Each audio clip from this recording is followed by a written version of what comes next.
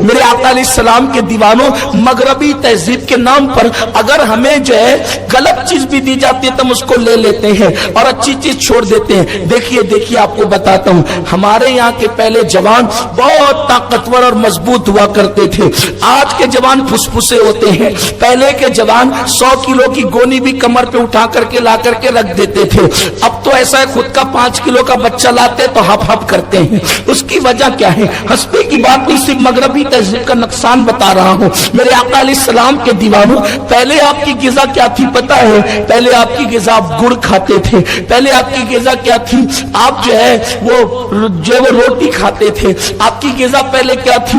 آپ کھجوریں کھاتے تھے، آپ زیتون کھاتے تھے۔ لیکن اب آپ کی غذا کیا ہے؟ مغرب نے آپ کے ہاتھ میں پیزا پکڑا دیا تو اب آپ پیزے کے چکر میں پیزے کے چکر میں پڑ گئے۔ اب آپ یہ کہتے ہیں اپنے کو یہ نہیں چلتا، اپنے کو تو یہ چلتا ہے۔ آپ کو نہیں پتا اس کا نقصان کیا ہے۔ مغرب آپ کو ہر اس طرف لے جاتی ہے۔ دیکھیے، پانی کے اندر لیمو نچوڑ کر کھانے کے بعد اگر آپ پی لیں تو آپ کو کبھی بد ہضمی نہیں ہوگی، لیکن آپ وہ پینے کی بجائے آپ کوکا کولا پیتے ہیں، آپ جو ہے وہ تھمس اپ پیتے ہیں، آپ اور بھی مشروبات پیتے ہیں۔ اس سے آپ کو نقصان ہی ہے، اس کے سوا کوئی فائدہ نہیں ہے۔ بلکہ آسان سی بات یہ ہے، کھانے کے بعد آپ چھوٹی سی گڑ کی ڈلی منہ میں ڈال لیں، آپ کو کبھی بد ہضمی نہیں ہوگی۔ اور میں تو یہ کہتا ہوں کہ مسلمان اور بد ہضمی ایک جگہ جمع نہیں ہو سکتی، اس لیے کہ مسلمانوں کی تہذیب میں کھانے کا طریقہ یہ ہے کہ ہم اپنے پیٹ کے 3 حصے کریں، ایک حصہ کھانے کے لیے، ایک حصہ پانی کے لیے اور ایک حصہ ہوا کے لیے۔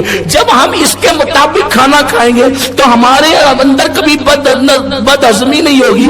جب پیٹ میں بد ہضمی نہیں ہوگی تو جسم میں بد نظمی نہیں ہوگی، اور جب جسم میں بد نظمی نہیں ہوگی تو پھر ہمیں کسی ڈاکٹر کی ضرورت بھی نہیں پڑے گی، کیونکہ ہمارا طبیب مصطفیٰ جان رحمت صلی اللہ علیہ وسلم ہے۔ آپ نے کبھی سنا ہوگا کہ ایک شخص مدینہ منورہ پہنچا اور اپنی ساری ڈگریوں کے ساتھ پہنچا تاکہ میں مدینہ منورہ کی بڑی بستی کو کور کروں اور یہاں پر میں لوگوں کا علاج کروں، تو پھر کیا ہوا؟ وہ بہت دن تک کے وہاں رہا اور رہنے کے بعد اس کے پاس کوئی آیا ہی نہیں، کوئی مریض اس کے پاس پھڑکا ہی نہیں۔ تو وہ لوگوں سے پوچھنے لگا، بھائیو آخر میرا دوا کھانا، میرا مطلب یہاں نہیں چلتا۔ تو اس نے کیا، لوگوں نے کہا یہاں تیرا مطلب چل بھی نہیں سکتا، اس لیے کہ جہاں نبی کے غلام ہے وہاں پر بیماری نہیں ہے، وہاں بیماری نہیں ہے۔ تو کہا کہ کیوں آپ لوگ بیمار کیوں نہیں پڑتے؟ تو ان لوگوں نے فرمایا ہم اپنے محبوب کی سنت کے مطابق کھاتے ہیں، جب بھوک لگتی ہے تو دسترخوان پہ بیٹھتے ہیں اور ابھی بھوک باقی ہوتی ہے تو دسترخوان سے اٹھ جاتے ہیں، یعنی بھوکے بیٹھ کر بھوکے اٹھ جاتے ہیں، اس لیے ہم بیمار نہیں پڑتے۔ اور آپ کو بتاؤں، اب اگر کوئی نیا ڈاکٹر BA کر کے آتا ہے یا اور بھی ڈگری لے کر آتا ہے تو وہ بستی ڈھونڈتا ہے مسلمان کی۔ کون سی بستی ڈھونڈتا ہے؟ مسلمان کی، کیونکہ اس کو پتا ہے کہ یہاں بیمار واللہ گہ رہا ہوں۔ مجھ سے بھی کوئی مشورہ لیتا ہے نا کہ دوا کھانا کہاں چلے گا، تو میں نے کہا کہ جھوپڑ پٹی میں ہی جاتا ہوں، وہاں چلے گا۔ کیوں؟ نہیں، مذاق نہیں کر رہا ہوں، ہنسنے کی بات نہیں ہے۔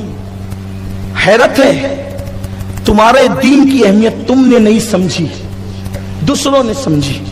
تمہارے بچے ننگے پھرتے ہیں نا، جہاں جگہ ملی وہاں پیشاب کرتے ہیں، وہاں پہ پاخانہ کرتے ہیں، کہیں بھی تھوکتے ہیں۔ یہ اسلام نہیں ہے،